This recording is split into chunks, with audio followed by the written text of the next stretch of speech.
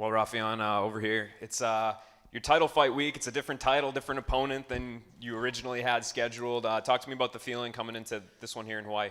I'm super excited about this one. You know what I mean? For me personally, like it's way easier for me to get behind fighting Juan Archuleta than it was for me to get behind fighting Sergio. So I'm super excited to get in there and put my hands on Juan. And so I guess how did that all go down? Like, did you even know, like, as soon as it happened, as soon as Sergio got hurt, you must have known, he must have told you, right? Yeah, Sergio called me actually and told me kind of when he got hurt, and then he was like hoping to stay, stay on the card and stay fighting. But he had to talk to the doctor. So then, yeah, I knew like right when it happened, and then like a couple, I think it was days or. Yeah, a couple days later, he hit me up and was like, "Hey, man, the doctor, I got the final word on the doctor or whatever, and you'll get news here soon." So, and I'm gutted for him. That's not the way, I wanted to it to go. You know what I mean? I had finally like wrapped my head around kind of fighting him. Yeah. But I'm definitely relieved to be able to not have to fight him and fight Juan. And I guess then the replacement, was it just Bellator kind of picked a name out of the hat at the other side of the bracket? Did they ask you, which guy you wanted, or how did that work out? No, they didn't ask me at all. I think they just picked a name. I mean, it's fitting because I feel like that's the fight I've been calling for. That's the fight I wanted just because he had the #1 ranking, and I just felt like he was maybe the toughest test next to Magomed. Horiguchi. So that's the fight I wanted. So I think it just happened that way. I don't know what happened behind the scenes. I know obviously not fighting Sergio is something that you're okay with, but not being able to capture the undisputed title, is that difficult for you to wrap your head around, or is it? I know the interim title pay is pretty solid to carry it through the tournament as well. So does that make it? Yeah, like again, for me, so me fighting Sergio, Sergio's like my boy. So me fighting him and taking his belt was kind of like me stealing his girlfriend. It's like, you know what I mean? I just, even if I would have won, it would have left a bitter taste in my mouth, kind of. You know what I mean? But here, you know what I'm saying? It's a whole nother girl, this interim belt, you know what I mean? So I could go out there and, you know what I mean, take that without no reservations. You know what I mean? So I'm happy about that. I'm happy to be the interim champ until Serge gets back. That was my goal kind of from the beginning too, to be Serge. When Serge was the champion, I was like, man, I want to just knock everybody off and then have to fight him, kind of be his bodyguard. But yeah, I'll just hold on to the belt until he gets back. Yeah, now it's literally that. You could have the opportunity to knock off everyone. You said Juan Archuleta was a fight you were calling for a while. Mm-hmm. Why? Was it just you think he's one of the best out there, or is there something that you see that you can take advantage of? No, I thought he was the best out. That he was the best out there. Then also, in the meantime of Horiguchi and Sergio, when they were fighting back in December, Bellator pretty much told me like I was next in line, unless I wanted to wait or. Pretty much, I could wait for the winner of that fight, or I could fight somebody in the meantime. And I felt like the toughest test for me to fight in the meantime was Juan, and I thought that would be like a good opportunity for him to get back in title contention. But he just gave me like every excuse in the book why he didn't want the fight to happen, which I was like perplexed and kind of like.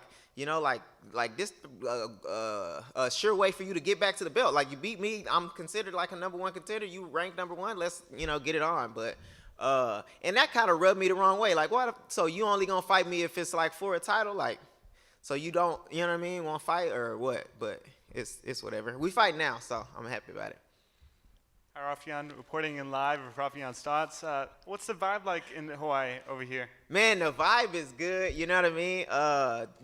It can't get any better. I feel like I got all my family here. You know what I mean? I feel like I got, I know a lot of people here. I got a lot of teammates fighting. I got a lot of people I like grew up, and everything is like full circle for me, like in Hawaii, because my first fight in Bellator was at Hawaii. And then also I got Emmanuel Sanchez fighting on the card with me, and his first round of the Grand Prix tournament, I was cornering him, and that was the fight that I decided to that I wanted to fight. John McCarty talked to me and asked me if I wanted to fight for Bellator, and that's when I first decided, like, man, Bellator is like an amazing organization that I want to fight for. So I feel like everything is coming full circle. And you said you told me before the press conference how you would love to be in that setting. What could you take away from that setting and your face-off with Juan Archuleta? The setting of Juan Archuleta. Yeah, the press conference. You said that you'd Oh love to do yeah, one. yeah. I would. Yeah, I like the press conference just because Juan, he feels like I'm like picking on him or whatever. I've heard he called me a bully or something like that, and that's kind of what I want to do. I mean, because I'm literally taking your lunch money at this fight. You know what I mean? So I'm gonna be a bully in a fight, and that's kind of my I'm not like a bully in real life, but that's kind of how I'm approaching this fight. I feel like Juan Archuleta is mentally weak, you know what I mean, or weaker. He's a strong individual, but I just want to take advantage of that. So I've been picking at him kind of like the whole fight camp or whatever. I'll just continue to pick on him, and in the fight, I'm just gonna pick on you, throughout 5 rounds. Do you feel like this is the people's main event in a sense? Because a lot of people are just talking about this more than the actual main event. So do you feel that way? Yeah, I feel like they really are excited to see me and Juan get in it because we possess a lot of the same skills. You know what I mean? He brings the action, I bring the action. We both got good cardio. Both are good wrestlers and strikers. So I think it's just a fun fight on paper to have. Yeah, so that fight, and then also I feel like that Yancy Medeiros and Emmanuel Sanchez, I feel like is a good fucking barn burner fight. You know what I mean? Got a hometown guy, got Emmanuel Sanchez who's always fire. You know what I mean? So yeah, I think us two are definitely like a fan favorite fights. Always good talking to you. Appreciate You it. too. Hey, Raufeon, Jeremy Wilson here. I follow you on Instagram, and so I noticed you've been working with Eric Nixick lately. And so how long have you been working with Eric for, and what's that been like? Yeah, it's been great. I actually started this camp because I started having to fight Sergio.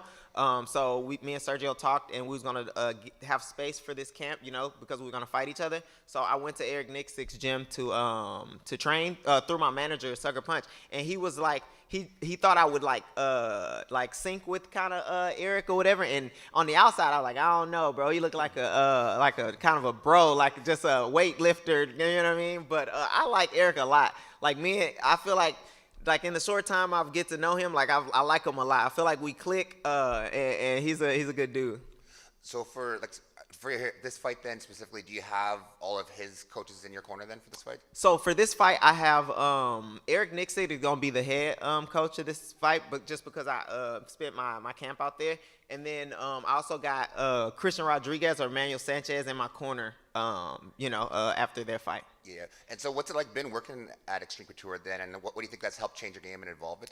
For me, it's been amazing because I've been able to have so many different partners, from so many backgrounds, and a lot of the partners. I mean, to be honest, I train with Lance Palmer, who's like Juan Archuleta's teammate. You know what I mean? So they got a lot of the same styles, and I feel like a lot of the people there kind of train, or they got like an alpha male striking, or kind of like a Dillashaw kind of trainings, which is like good for me because that's what Juan tries to emulate. So like the looks that I've been able to get at Extreme Couture has been like amazing, and then also the routes that Eric Nixick has had me go through have been like super amazing, as well as like I've still been in contact with my coaches at Rufus Sport. You know what I mean, for like game planning and stuff. So I feel like everything is it worked out really good for me this camp. That was another question I was going to ask, and I was going to say, like, have you been keeping in contact with Duke and stuff like that? And they've been giving you advice too? I'm definitely still a Rufus Sport fighter. And the agreement originally was just me, doing this one-off camp here at Eric Nixick's, but I like it a lot, and I'm definitely coming back. I'm gonna have to figure something out. I'll figure it out kind of after this camp. I also had, who was like an amazing help for me, Corey Sandhagen, come out to Houston, Texas, with Adrian Yanez, and they gave me like amazing looks, you know what I mean, while I'm at home, because I'm living in Houston, Texas, so I got a lot to kind of figure out about my training going forward. But yeah. Off topic, last question. What's your walkout song this weekend and why? My walkout song is 2 Chainz, or I'm Rare by 2 Chainz, because I'm rare by Raufeon. Mahalo. All right, we're going to the chat online. Luke? Hey, Raufeon, Luke from Empire Universe Media. First off, good luck in your fight. And second, looking at your opponent, I know you kind of talked about the mental weakness, but what is it that makes you his most dangerous What makes me his most dangerous opponent? Yes. I feel like my mental fortitude, my athleticism, and literally every skill in MMA. No, my striking, my wrestling, my jiu-jitsu, like I'm good everywhere. So I feel like that's a danger to him because I'm a little bit better than him in every one of those areas. I wouldn't say I'm like outclassing him, or he doesn't deserve to be in the same, place as me. But I feel like I'm just a little bit better everywhere. You know what I mean? The only thing he's a little bit better at than me, I feel like, is cardio. Like his style of fighting requires a lot more cardio. So that's where I feel like he has the advantage over me. And do you plan on staying in Hawaii after the fight? Yeah, I'm definitely staying here. I got my family here. I got a bunch of sponsors here. I got some, some teammates that are from here. So I'm gonna stay till Tuesday, I think. Yeah. Next question from Dylan. Stots, what's up, man? What's up? Danny Sabatello constantly says that bantamweight is Bellator's best division, and that the organization is the best bantamweight division in the world. I was wondering your thoughts on that statement. Yeah, I think that's a true statement. You know what I mean? We got a lot of killers. We got a lot of firepower. We got a lot. It's a deep division, really. I mean, they had like some really big pullouts, but they still were able to, put together this 8-man tournament with, some wild card guys that are like really good, that have like really good chances.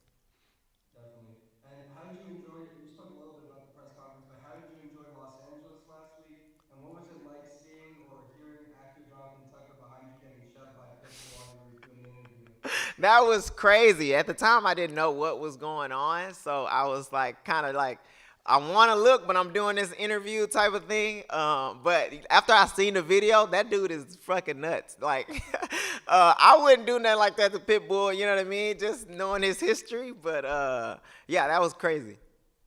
Next question from Kyle. Hey Raufeon, this is Kyle from the Going Live Network. Great to see you back. You kind of went from the underdog in this division to one of the clear favorites. Is that how you feel now? A favorite? Do you think you're still a dog in this? What are your thoughts? Yeah, I feel like I'm a favorite, but I want to have the mentality of a dog.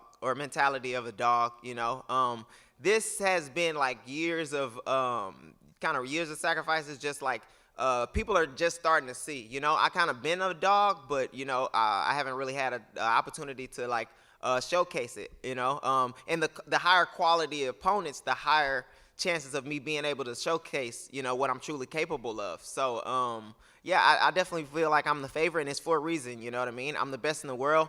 And I'm an unmovable force, and I'm going to be interim Bellator bantamweight champion after this weekend. And having a win over somebody like Magomed, who has a win over Peter Yan, who performed, the other week, is that something you look at too? Does that something give you more motivation? Yeah, it's like part of what's giving me motivation. So I was like super motivated before. I mean, I knew I was gonna be Magomed before kind of the world knew. You know what I mean? And it's a testament of like my training schedule, like who I train with, how I'm doing training. As I've gotten older, of these last like 2 years, I've been able to cross train with a lot of people. So it's like opening my eyes on how good I am, and just reinstilling that confidence in myself. So yeah, it's like the Magomed thing is just like another notch on the confidence builder, but it's definitely a big notch.